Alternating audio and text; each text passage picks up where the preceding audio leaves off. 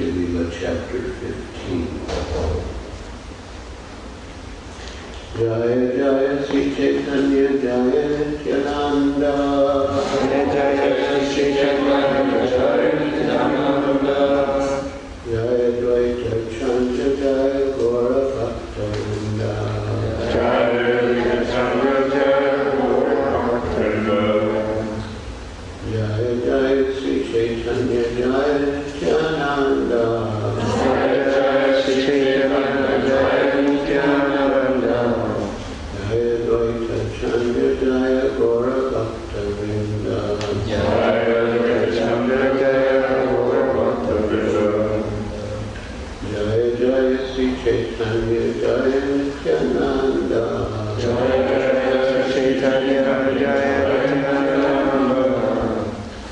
Jaya Dvaita Chandra Jaya Gora Bhakta Vrinda. Jaya Dvaita Chandra Jaya Gora Bhakta Vrinda.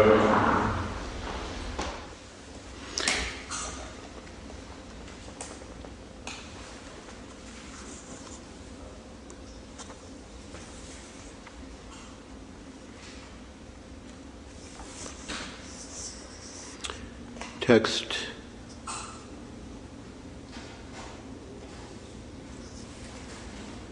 102. Tabe Ramananda Ara Satyaraja Khana Prabhura Charane Kichu Kaila Nivedana. After this, Ramananda Vasu and Satyaraja Khan both submitted questions at the lotus feet of Sri Caitanya Mahaprabhu. Grihasta Vishaya Ami Kimara Sadhane Srimuke Agyakara Prabhu Nivedi Charane. Satyaraja Khan said, "My dear Lord, being a householder and a materialistic man, I do not know the process of advancing in spiritual life. I therefore submit myself unto your lotus feet and request you to give me orders. Prabhu Kehena Krishna Seva Vaishnava Sevana Nirantara Kara Krishna Nama Sankirtana." Sri Caitanya Mahaprabhu replied, "Without cessation, continue chanting the holy name of Lord Krishna. Whenever possible, serve him and his devotees, the Vaishnavas. Satyaraja Bale Vaishnava Chiniba Kemane Ke Vaishnava Kahatanra Samanya Lakshane." Upon hearing this, Satyaraj said, "How can I recognize a Vaishnav? Please let me know what a Vaishnav is. What are his common symptoms?" Text 106. And this is the verse on the board. So we'll chant it responsively.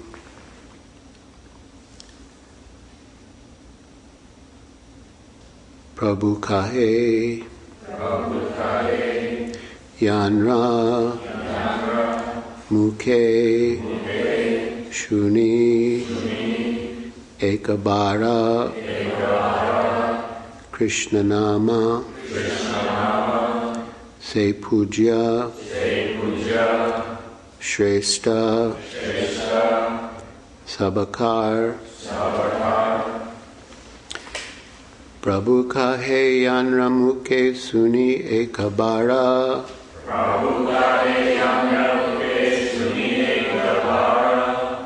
Krishna Nama Se Puja Shrestha Sabakara.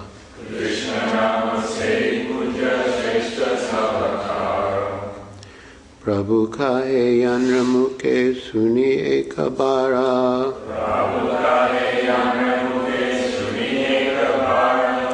Krishna Nama Se Puja Shrestha Sabakara. Krishna Nama Se Prabhu kahe yanramuke shuniye kabara. Prabhu kahe yanramuke shuniye kabara. Krishna nama se puja shrestha sabakara. Krishna nama se puja shrestha sabakara. Prabhu kahe yanramuke shuniye kabara. Prabhu kahe yanramuke shuniye kabara. Krishna nama se puja shrestha sabakara. Krishna nama se puja shrestha sabakara. Prabhu kahe yanramuke shuniye kabara. Prabhu kahe yanramuke shuniye kabara. Krishna nama se puja shrestha sabakara. Prabhu kahe yanramuke shuniye kabara. Prabhu kahe yanramuke shuniye kabara. Krishna nama se puja shrestha sabakara. Krishna nama se puja shrestha sabakara.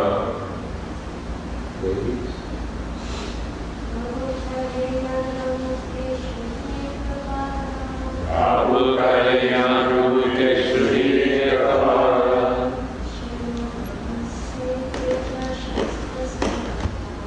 Krishna nama se puja shrestha sabakara. Prabhu kahe yanramuke shuniye kabara. Krishna nama se puja shrestha sabakara.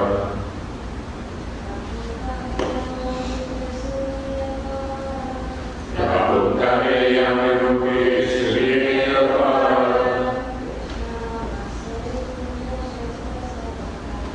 Krishna nama se puja shrestha sabakara. Prabhu kahe. Lord Sri Caitanya Mahaprabhu replied,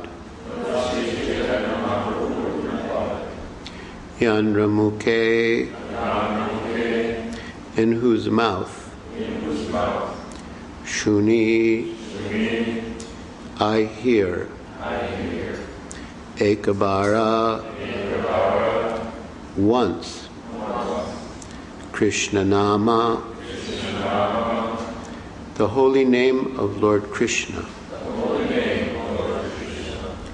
Say puja. He is worshipable. Shrestha Sabakara, the best of all human beings. Sri Caitanya Mahaprabhu replied, whoever chants the holy name of Krishna just once is worshipable and is the topmost human being. Please repeat. Sri Caitanya Mahaprabhu replied, whoever chants the holy name of Krishna just once is worshipable and is the topmost human being. Purport by Srila Prabhupada. Srila Bhakti Siddhanta Saraswati Thakur says that simply by chanting the holy name of Krishna once, a person becomes perfect. Such a person is understood to be a Vaishnav. With such faith and belief, one can begin a life of Krishna consciousness. But an ordinary person cannot chant the holy name of Krishna with such faith. This is confirmed by Srila Rupa Goswami in his Upadeshamrita. Krishneti yasikiritam manasadriyeta. One should accept the holy name of Krishna to be identical with the Supreme Personality of Godhead, transcendence himself. The holy name of Krishna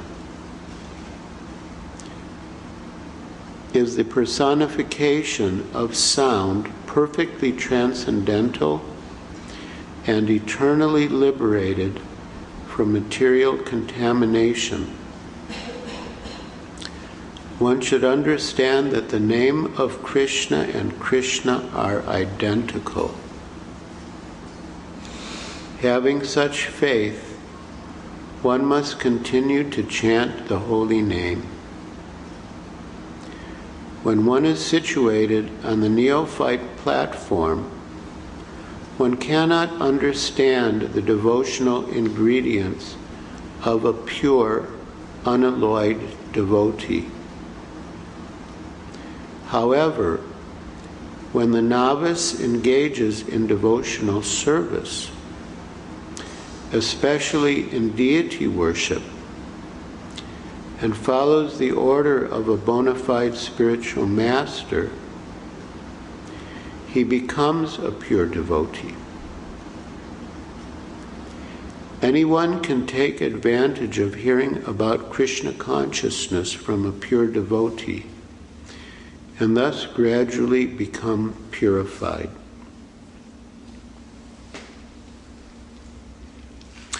A devotee who believes that the holy name of the Lord is identical with the Lord is a pure devotee, even though he may be in the neophyte stage.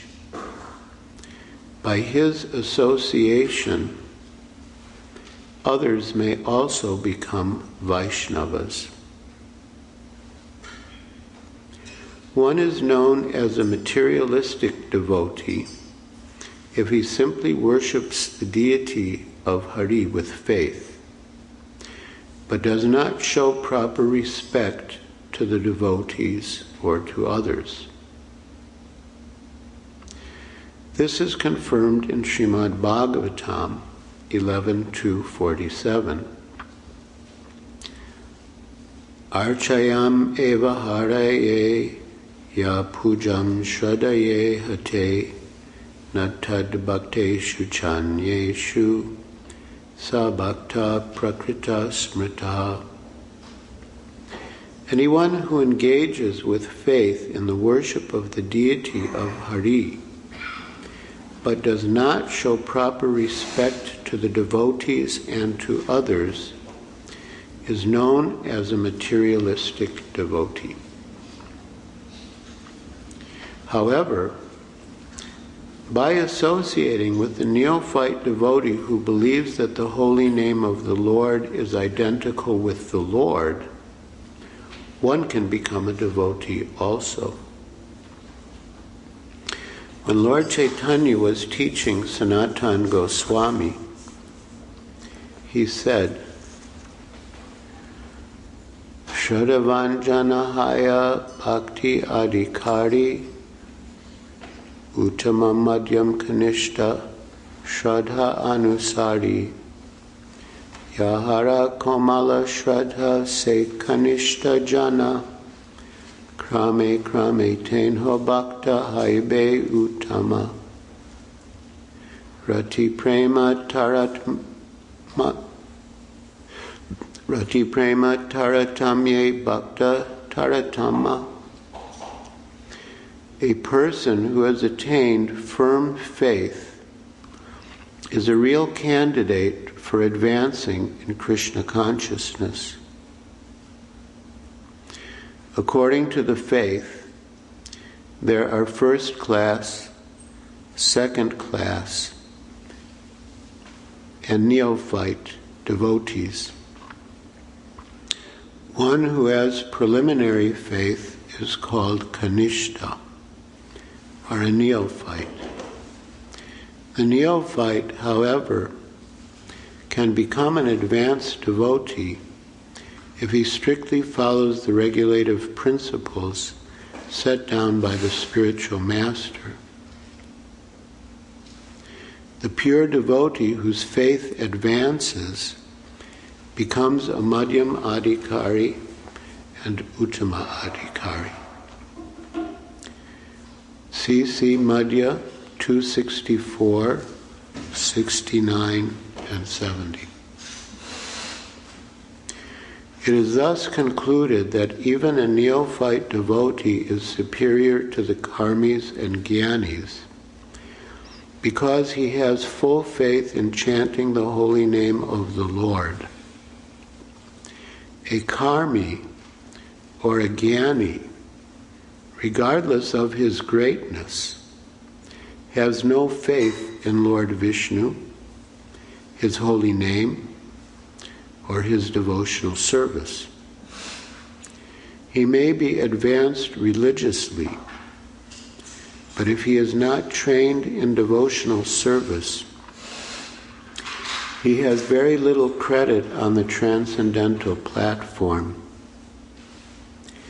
Even a neophyte devotee engaged in deity worship in accordance with the regulations set forth by the spiritual master is in a position superior to that of the fruitive worker and speculative philosopher.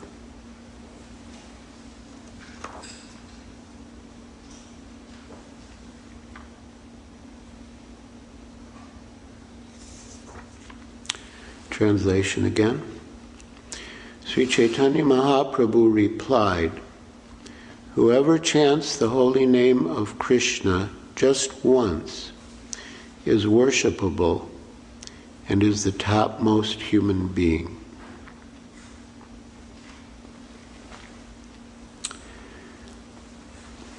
Every year, the residents of Kulinagram would come from Bengal to Orissa, to Jagannath Puri, to meet Sri Caitanya Mahaprabhu at the time of the Rath Yatra.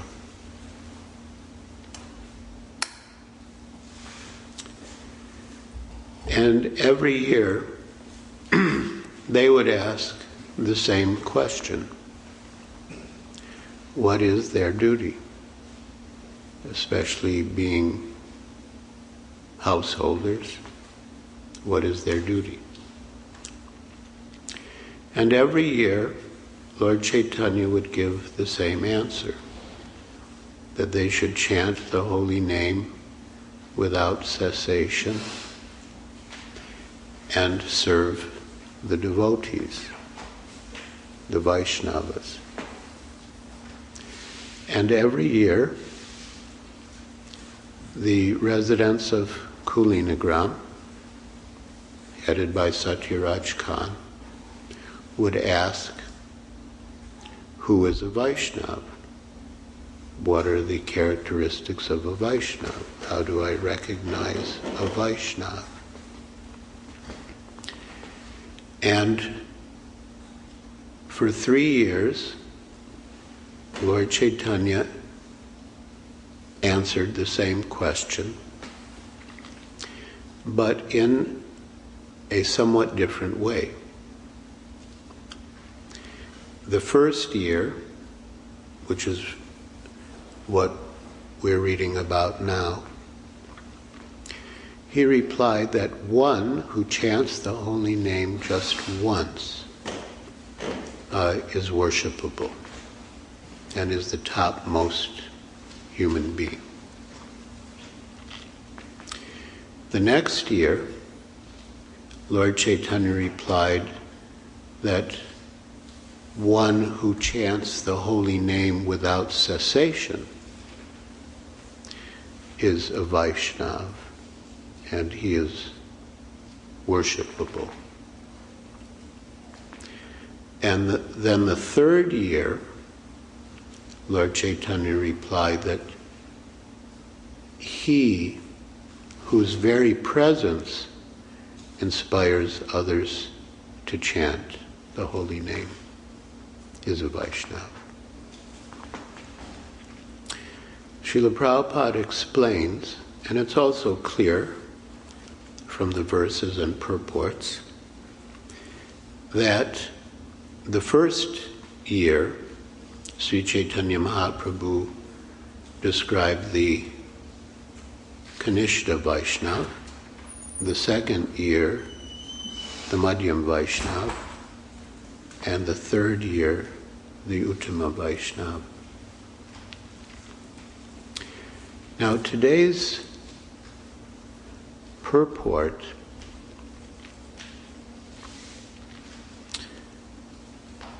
is a little intricate because it refers to two different types of definitions of neophyte devotees.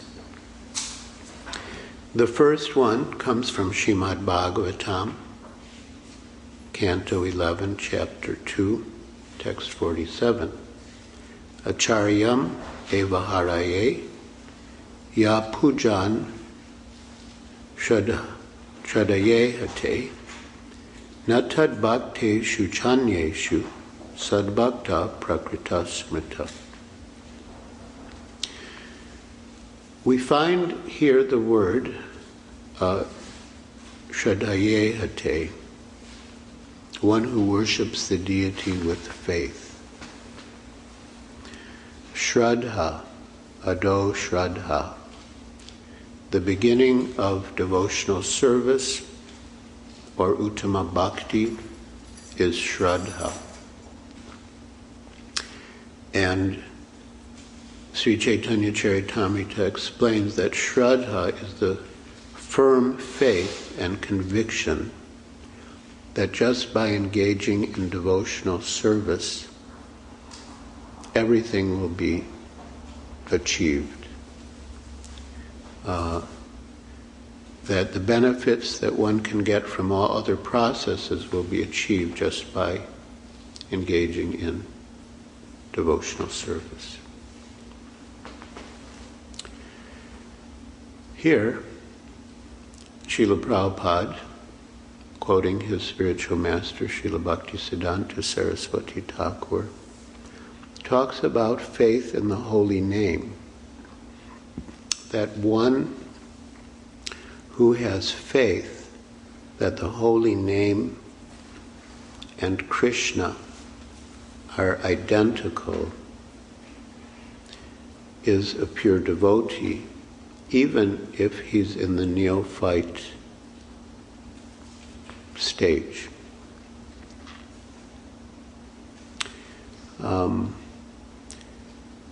But the faith that the holy name of Krishna is the same as Krishna himself is not possible for ordinary people.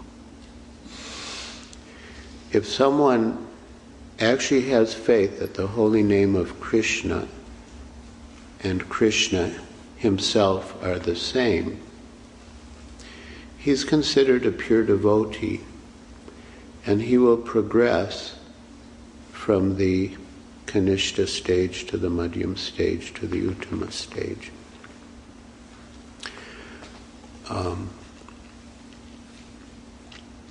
But if one only has faith in the deity,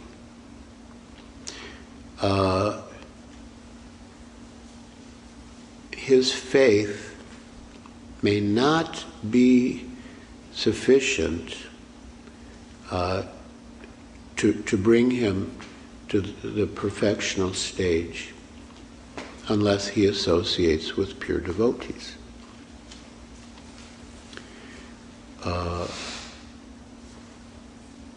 We can give what we have.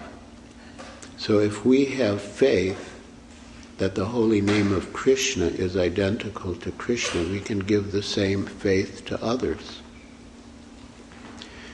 And therefore, by our association, even if we're in the neophyte stage, they can become devotees. But Srila Prabhupada mentions that it's also difficult to recognize who a pure devotee is. According to the definition here, a pure devotee is one who has faith that the holy name of Krishna is the same as Krishna himself. Now, such faith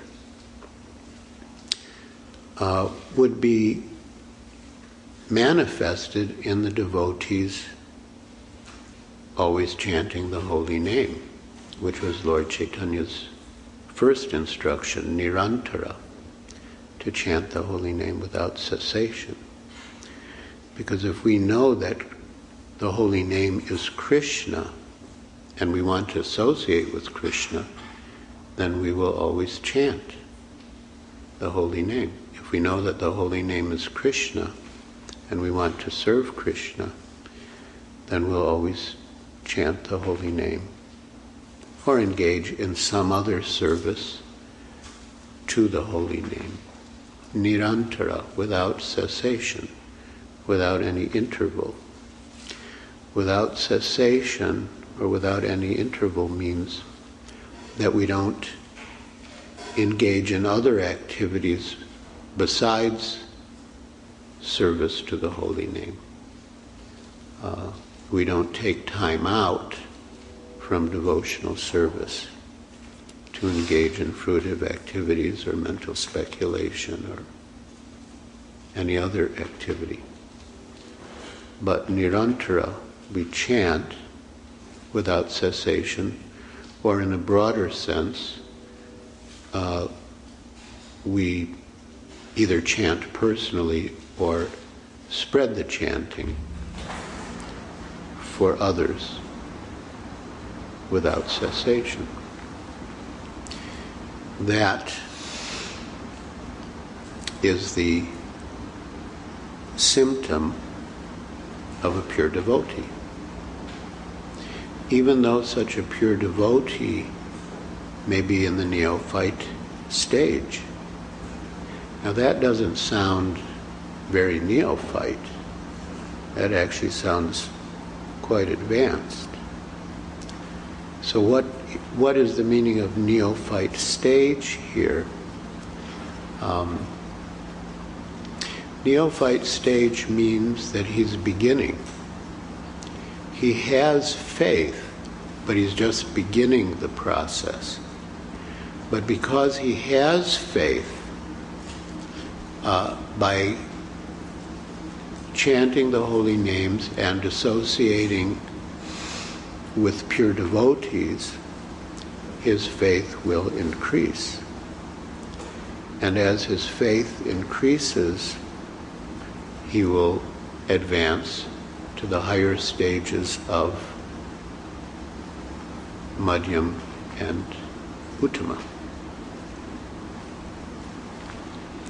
Now,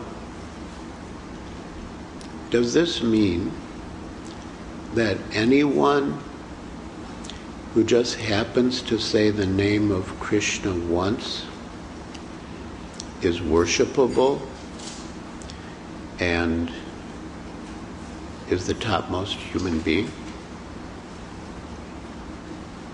Does that mean if some government officer says, I don't want the Hare Krishnas here, I don't want the Hare Krishnas to buy land here, I don't want the Hare Krishnas to have a temple here, does that mean he's the topmost human being and worshipable? No.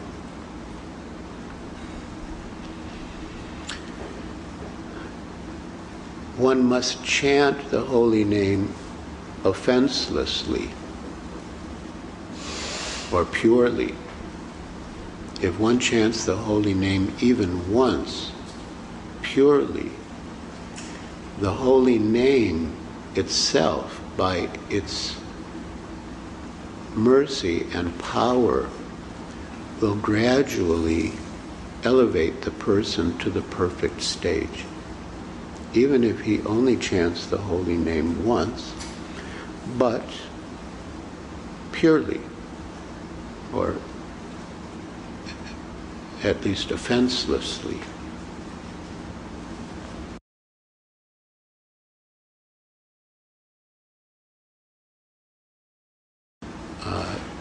she says that those who are on the path of material progress,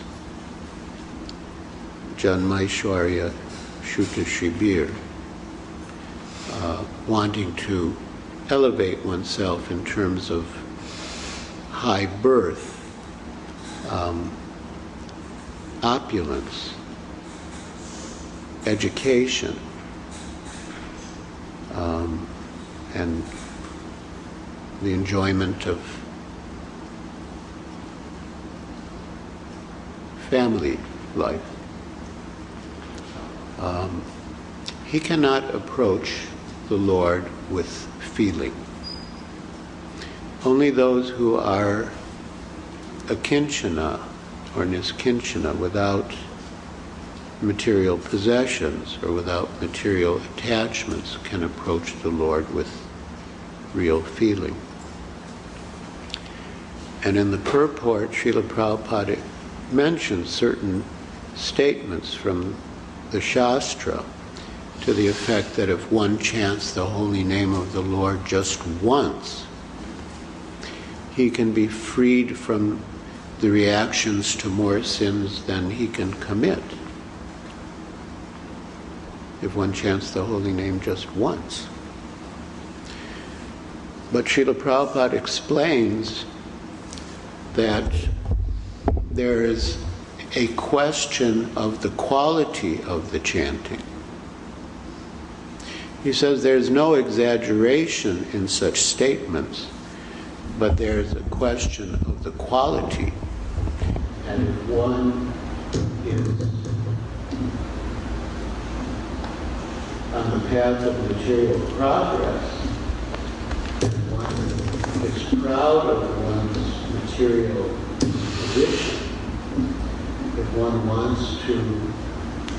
one is satisfied with one's material assets, then he will not be able to chant with such feeling.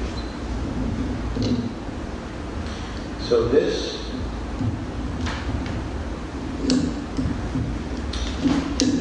idea of chanting the holy name just once is mentioned in a verse from the Padma Purana. This is quoted in Sri Caitanya Charitamrita, Madhya Lila, Chapter 3, the glories of Haridas Thakur.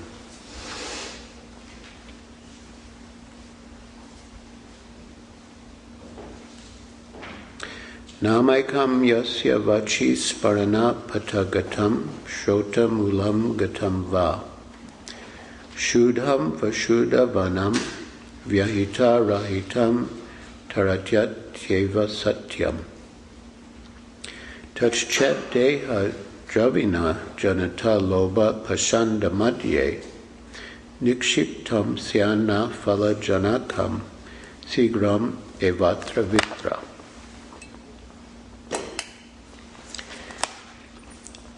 If a devotee once utters the holy name of the Lord, or if it penetrates his mind or enters his ear, which is the channel of oral reception, that holy name will certainly deliver him from material bondage, whether vibrated properly or improperly, with correct or incorrect grammar, and properly joined or vibrated in separate parts. O Brahmana, the potency of the holy name is therefore certainly great. However, if one uses the vibration of the holy name for the benefit of the material body, for material wealth and followers, or under the influence of greed or atheism. In other words, if one utters the name with offenses, such chanting will not produce the desired result very soon. Therefore, one should diligently avoid offenses in chanting the holy name of the Lord.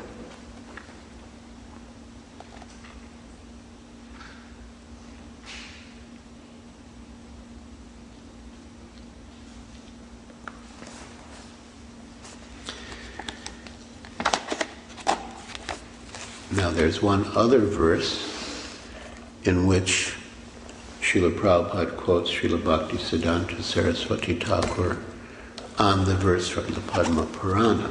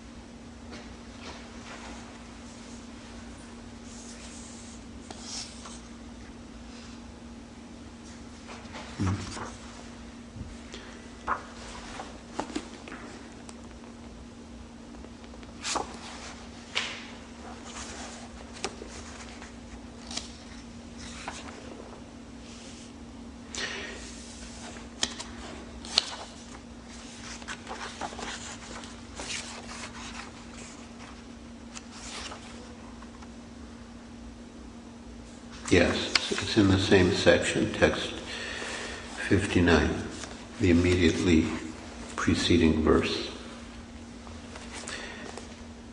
Namira akshara sabara eta swabhava vyavahita haidena chade apana prabhava. The letters of the holy name have so much spiritual potency that they act even when uttered improperly. Purport. Srila Bhaktisiddhanta Saraswati Thakur states that the word vyavahita, improperly uttered, is not used here to refer to the mundane vibration of the letters of the alphabet. Such negligent utterance for the sense gratification of materialistic persons is not a vibration of transcendental sound.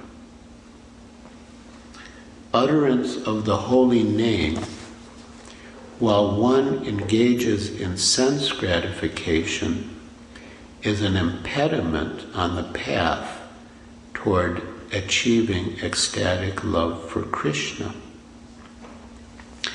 On the other hand, if one who is eager for devotional service utters the holy name even partially or improperly, the holy name, who is identical with the Supreme Personality of Godhead, exhibits its spiritual potency because of the person's offenseless utterance. Thus one is relieved from all unwanted practices and one gradually awakens his dormant love for Krishna. So,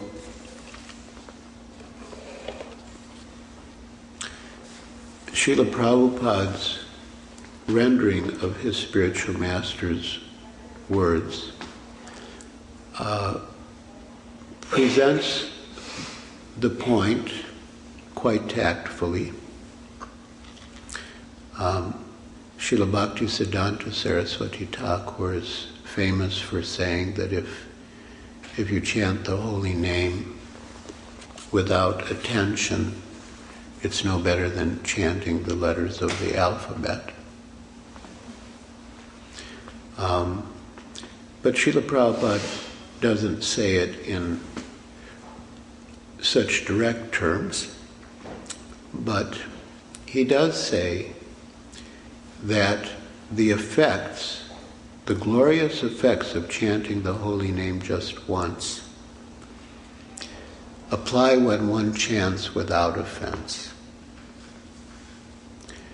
and not when one chants in a negligent way or in a mood of material enjoyment, material improvement, material advancement. One has to sincerely, eagerly want to serve the holy name, to serve Krishna. Then, even if one chants improperly, if one doesn't pronounce the words exactly right, of course we should be attentive. We should be attentive. But there could be circumstances that make it hard to pronounce the name properly. But even then, if we chant in a sincere mood to serve the holy name, to associate with Krishna in the form of transcendental sound, then just one utterance of the holy name will act, even if chanted improperly, in the sense of not articulated properly. So, each and every one of us has an instruction here from the Supreme Personality of Godhead, Sri Caitanya Mahaprabhu himself, even if we're neophytes. Someone might say, oh, I'm just a neophyte, I can't do that. So-and-so may be advanced, he can do it, I'm just a neophyte, I can't. But Sri Caitanya Mahaprabhu has instructed Satyaraja Khan, and through him others, to chant the holy name without cessation, nirantara. Satyaraja Khan presented himself as a householder, materialistic person. What should I do being a householder and a materialistic person? And Sri Caitanya Mahaprabhu replied, to chant the holy name without cessation, and whenever possible to serve the Lord and the Vaishnavas. And not only are we qualified to chant the holy name if we just have faith that the holy name of Krishna and Krishna are identical, we're also qualified to preach. Preaching means basically to give faith. Again, ado shraddha, one becomes a devotee by developing faith. So if we can give someone faith, we can make the person a devotee, help the person to become a devotee, even if we're neophytes, by this definition of neophyte. It's a matter of realization. If we have just some realization that the holy name of Krishna and Krishna himself are the same, we can say that much if we have that realization. And that much is enough to awaken faith in another person and start the other person on the path of bhakti. And again, with that faith, just having begun to progress on the path of bhakti, one will ultimately reach the final stage of perfection, of pure love for Krishna. So this is something that each and every one of us can do regardless of our situation in life, regardless of our knowledge of Shastra. One of the characteristics that distinguishes a neophyte devotee from an advanced devotee is the neophyte devotee doesn't have much knowledge of Shastra, whereas the advanced devotee does. The intermediate devotee has more than the neophyte, but not as much as the advanced. But if you have just the realization that the holy name of Krishna is Krishna, and not just in a theoretical way like you heard it in class, of course that's good if you hear it in class and repeat it, that's also good. But if you actually have faith, which implies that you would actually act on it. If you actually have faith, then you can give faith to others. You can inspire faith in others, which means that you can awaken others to Krishna consciousness. And again, that faith will gradually mature and bring the devotee to the stage of Madhyam and Uttama. But we have to be... And again, to develop that faith, we associate with pure devotees. In other words, we associate with devotees who have that faith. And that's enough. And that's what our association is meant to be. The association of pure devotees. The Hare Krishna movement. The association of devotees who have faith in the holy name. Faith that the holy name is Krishna, and that by taking the shelter of Krishna, I will get everything. I will get protection, I will get maintenance, I will get everything up to the point of Krishna prema.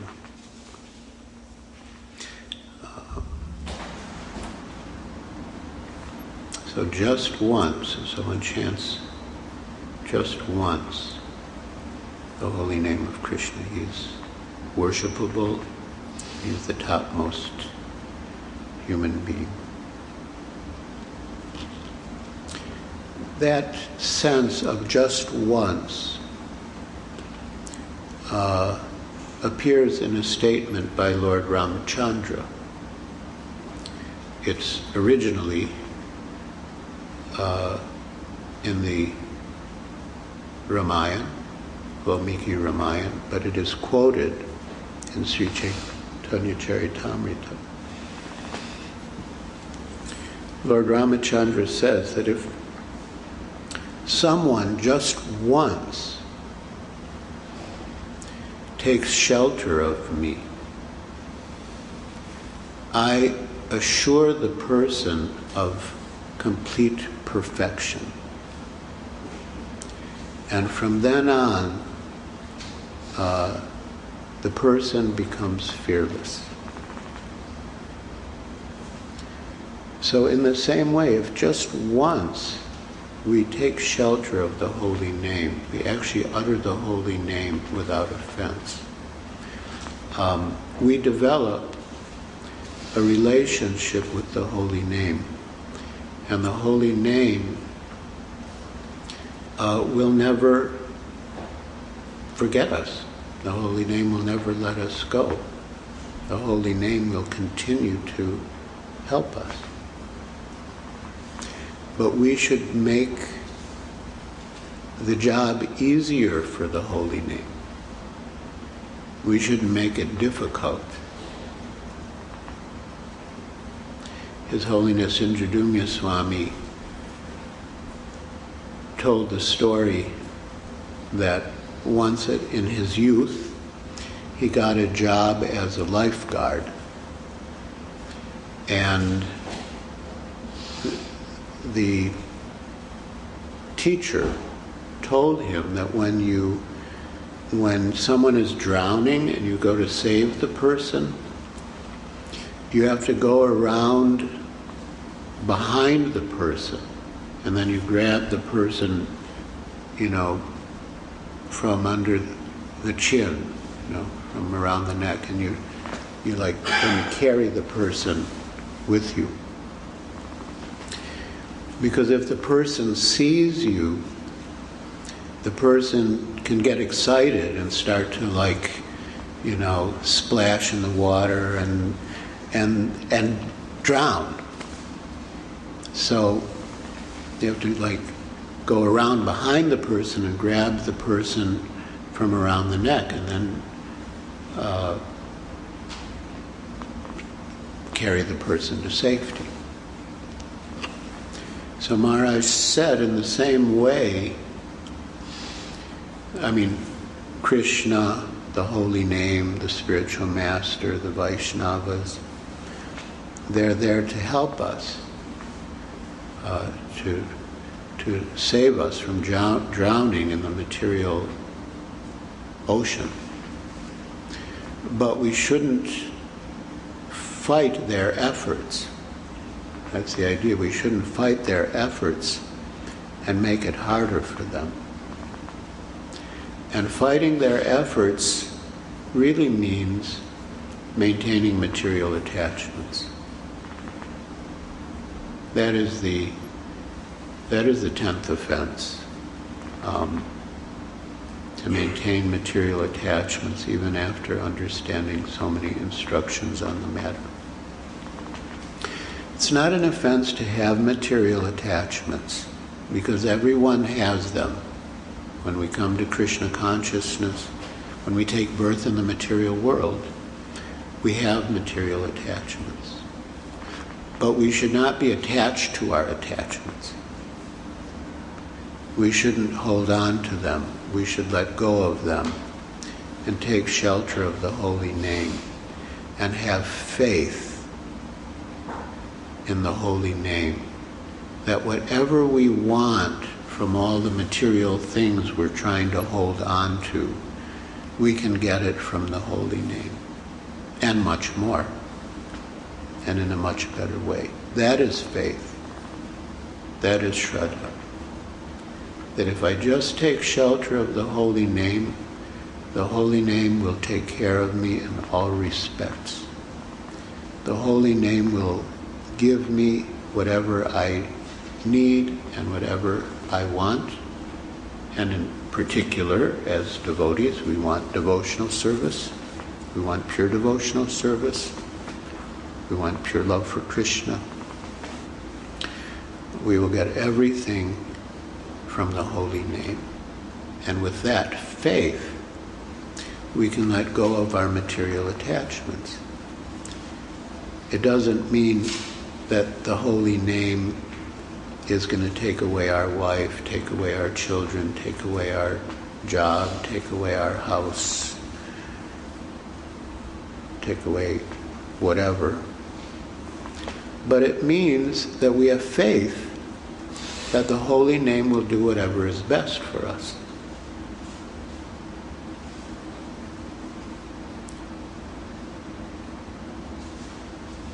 Maybe under certain circumstances the holy name will take away our life. But we have to have faith that that by taking shelter of the holy name, we'll be in the best position. And the material nature is such, the material world is such, that in the end we're going to lose our wife anyway. We're going to lose our children, we're going to lose our home, we're going to lose our jobs, we're going to lose our bodies and minds. We're already losing our minds. And eventually we're going to lose our bodies. So we can't hold on to these things anyway. That's an illusion. We make many arrangements to protect them, to protect ourselves, And we do, even as devotees, take normal precautions, but we're not inordinately preoccupied with taking care of our bodies and material assets. We're more preoccupied with developing our relationship with the holy name and seeing how the holy name is ultimately our best friend, protector, shelter, maintainer, guide,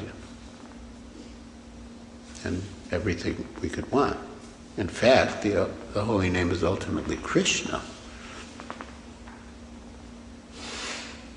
So, what more need be said? If we have any idea of what Krishna is, then we know that the holy name is everything, because it's Krishna. Krishna is everything. Everything means everything for the devotee, the life and soul of the devotee, the supreme object of love for the devotee. That is Krishna, that is the holy name. Hare Krishna. Hare Krishna. Are there any questions or comments?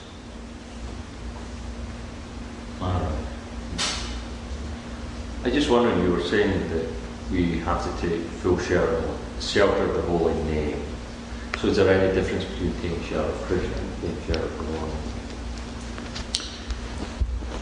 Well, the difference between taking shelter of Krishna and taking shelter of the holy name, I mean, both are the same in one sense, but the difference is that the holy name is more accessible and more merciful.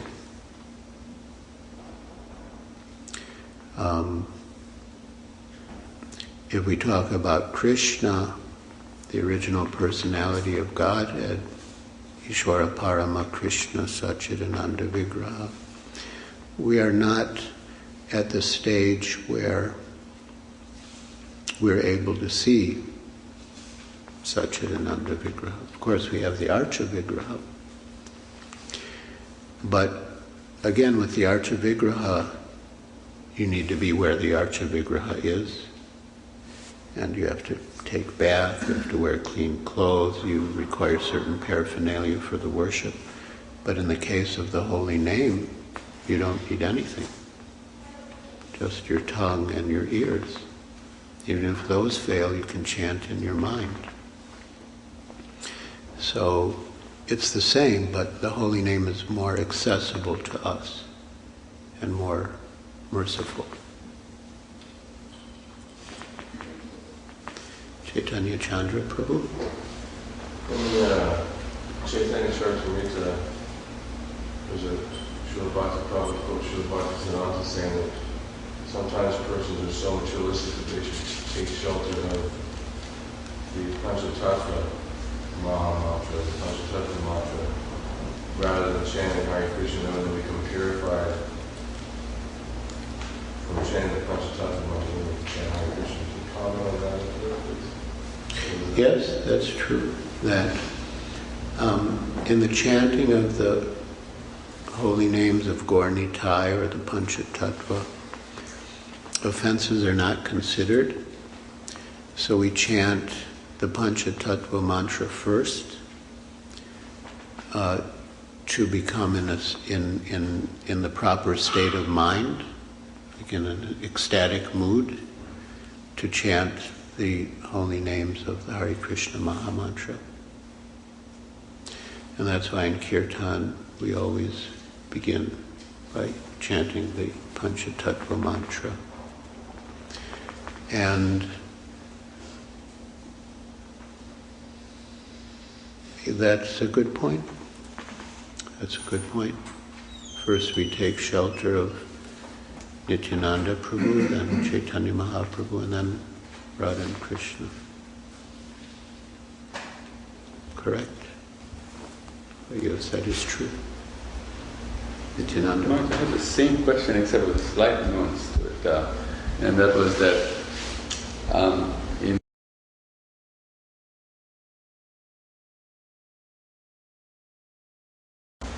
rather than worshipping rather than Krishna deities, because that's how we're going to be able to actually make rapid progress and actually come to the stage where we can actually even consider worshipping rather than Krishna like that. So when we have deities of Gaur Nitai with us, and we constantly chanting their name, because we're remembering them, we're praying to them, and we're calling out to them as Gaur Nitai, we get the same effect as chanting Krishna's name.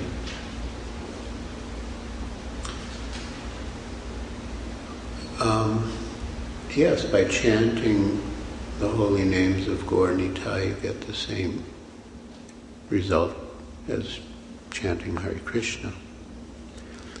But Gaur Nitai chanted Hare Krishna. Taking shelter of Gaur Nitai means taking shelter of their wishes, their desires, their instructions, which is to chant Hare Krishna. In tomorrow's verse, which is Lord Chaitanya's answer to the same question the second time, the purport begins with the point that, well, there's a related verse in purport, but it begins with the point that one should take shelter of Lord Chaitanya.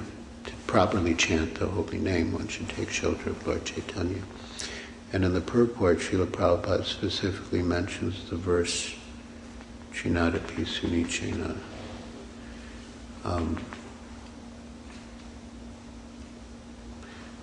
But yeah, because Prabhupada said example is more important than precept. And Lord Chaitanya set the example of chanting Hare Krishna. So even though the precept is to chant the Panchatattva mantra, but the example was set by the members of the Panchatattva to chant Hare Krishna Maha Mantra. So we do both. But we begin with the Panchatattva mantra to put us in the proper state to chant the Hare Krishna Maha Mantra. And the same applies to the worship of the deities of Gaur Nitai. We chant their names, but eventually we also chant Hare Krishna. And Prabhupada said the best way to worship Gaur Nitai is to chant Hare Krishna for their pleasure. So in that sense, Maharaj, there are times when we instinctively we say the name of holy name, instinctively say the holy name. Something happens, and like amongst materialists, they might say, "Oh my God." So for us, sometimes because we're worshipping Lord Gauranga, we might just say Gauranga, instead of saying Krishna. That's very good. Yeah, I'm asking whether there is any difference now, or whether it's just as good in that point. Yes, we should chant Hare Krishna, but sometimes instinctively the word comes out because something happens, and immediately you want to call out to the Lord, and the deity that you're serving happens to be Lord Gauranga and Ramananda, because you have deities Gaur Nitai. So your thought immediately goes there, and you're seeking their shelter, calling out their name. Is that in any way different from saying the name Krishna and just calling out Krishna instead? Well, the Bhagavatam says, Nama, Priyanama Kritya. One should chant the name that is dear to one. And Brihad Bhagavatamrita also makes the same point, that chanting the name that is most dear to one is the best name for you. So if you're particularly attached to Gauranga, and you chant the holy name of Gauranga, that's the best for you. Whatever deity is most dear to you, whatever name is most dear to you, that's the best for you.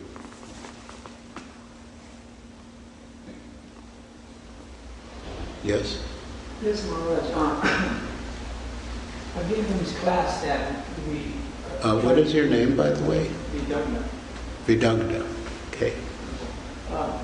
I'm getting from this class that we're hoping we want to try to get to the platform of chanting purely the holy name of the Lord. And my question is, okay, one being is moving for a long time, and maybe like you said, once chanted the holy name, and then if someone has once chanted the holy name purely, can that person still like fall from maybe not continually chanting purely? And if he did chant it purely, like one day from having once chanted purely, would that come back and like come back again, where you can pick it up and try to be on more continuous purely chanting, or is it that one day you chant purely and from there on out it's purely?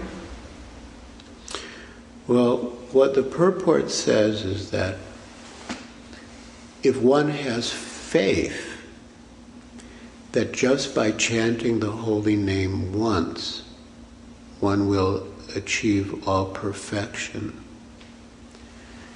he will come to the stage of perfection because of the faith. Now, if you chant without offense, but without faith, there's benefit to the chanting, and because of the merciful nature of the holy name, you will chant again. And you will have the opportunity to associate with pure devotees, and you will get the opportunity to achieve perfection. But the specific value of chanting the holy name once, as described here in the purport, is that if one has faith that by chanting the holy name only once, one will eventually attain perfection, then one will gradually make progress and one will achieve perfection. It's a matter of faith. Ado Shraddha.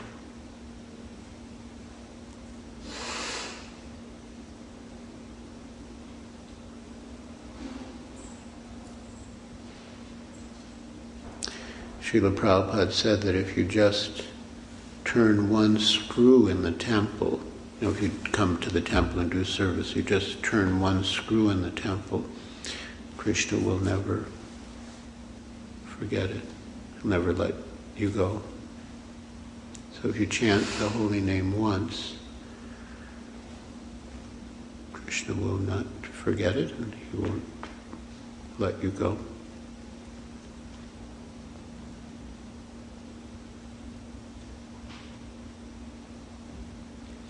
But the purport is to associate with pure devotees, because in their association you'll develop that faith, and that faith will really carry you to the successive stages of Krishna consciousness.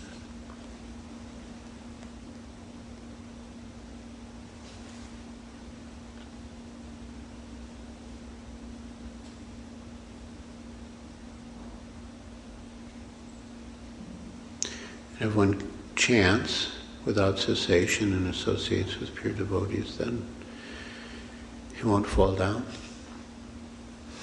But even if he does accidentally, the holy name, as long as he keeps, trying to take shelter of the holy name will pick him up again. But that also requires the association of pure devotees. To get that, to develop the desire to again take up the holy name in the same spirit. That requires the association of pure devotees, and for all practical purposes.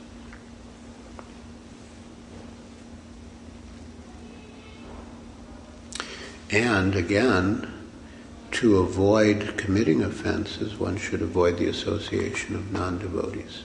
Because really, in the association of non-devotees, that one's offensive mentality becomes more prominent, or one develops an offensive mentality.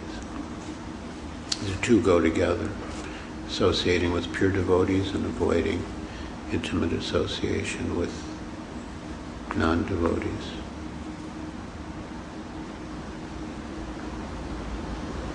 Yes, Lalita Devi.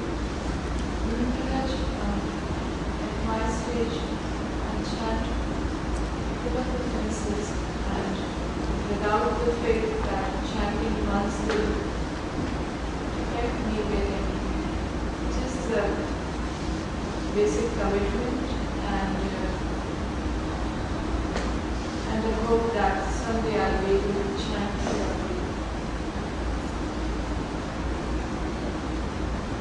Would you please explain as to where it will take?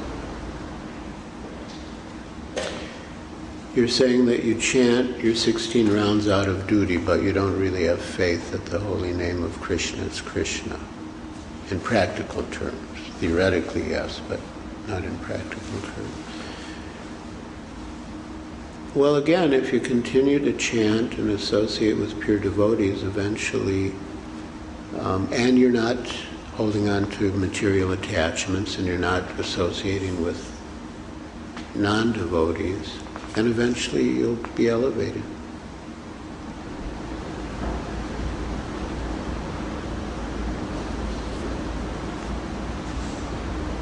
But you have to want to be. To want to be. It can't be like a social thing or a theoretical thing. It really has to be in your heart. Yes? Sometimes we have to do some practical studies, but we feel doing this, feeling sheltered and moving from chant. So how to adjust the mind to this? Because sometimes we have to do some practical studies, but we feel more like chanting and feeling sheltered and moving. So how to... She says, what was your name again? You told me last time. Archana? She says that we want to chant the holy name. We feel more sheltered by the holy name, but we also have to do practical service. Why do you have to do practical service? Well, sometimes we have to do some practical service and we don't feel doing it. We feel like more taking shelter in the holy name of chant. Well, if the service is service to the holy name, then, you should think, I'm doing this. You should pray to the holy name that I want to chant, but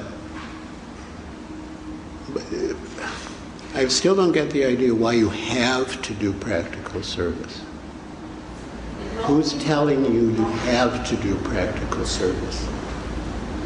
Physical activities that sometimes we have to do.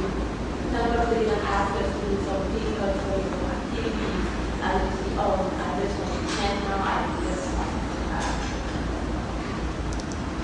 just Are you talking about Grihastha ashram that you need to maintain the family? no. Temple service, you might be given temple service. So should you do your temple service when you instead just chant? Don't worry about temple service. No, she's not saying that. She's presuming that she has to do some practical service. So if it's temple service, then presumably the ultimate goal is to get people to chant Hare Krishna, which is service to the holy name. And depending on what the service is, you could be chanting while you're doing the service, either vocally or mentally. You don't have to stop chanting with your tongue or within your mind just because your body is engaged in service. But if the service requires a certain type of concentration that doesn't allow you to chant, but if the service is for the holy name, to bring more people to the holy name, and if you're conscious of that while you're engaged in the service, then you'll feel connected with the holy name, and you'll get the mercy of the holy name, And as soon as you get the opportunity to actually chant, you'll feel the mercy of the holy name, because all the practical service you were doing was for the holy name, was for the pleasure of the holy name. So the holy name won't forsake you because you did it, but the holy name will reward you if you're doing it in the mood of service to the holy name. And all the while wishing you could be in the association of the holy name by chanting. So then when the time comes that you can chant, the holy name will reciprocate. More than if you were to avoid the service.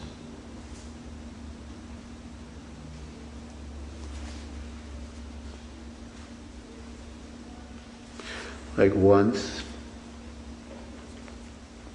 on sort of a personal example, but I was in Santa Barbara, I was chanting at the beach. I usually go in the evening and walk and chant by the beach. I was really chanting, and usually after walking and chanting, then I sit and chant. So I was sitting and chanting and really relishing and wanting to chant more. But at the time, His Holiness Niranjan Swami was staying with me, and I knew he wanted to talk with me. So I was chanting and relishing the chanting and wanting to chant more. And then at a certain stage I felt the holy name intervene and say that, His Holiness Niranjan Swami is very dear to me. He's done so much service to spread the holy name. And so if you serve him, you're serving my servant. It's better than serving me directly. So you should go and stop your chanting and go and be with him. So that's also possible. Thank you very much. All glories to Srila Prabhupada. Shri Harinam Sankirtan Ki Jai.